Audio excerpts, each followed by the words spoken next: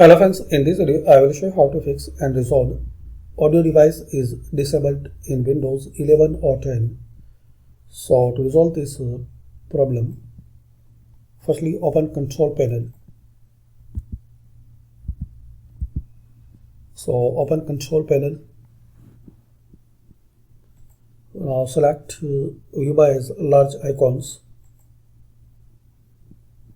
Now here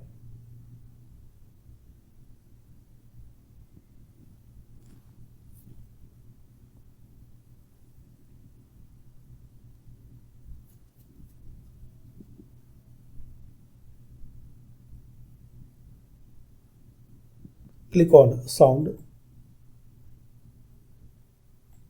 Now here guys you will see your speaker. So right click on it in playback and make sure this both option is selected. Show disabled devices, show disconnected devices.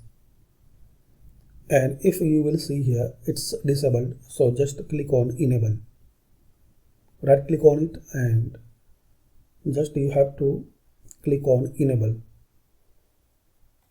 Similarly in recording, right click on your microphone and another one which are you using, then enable it.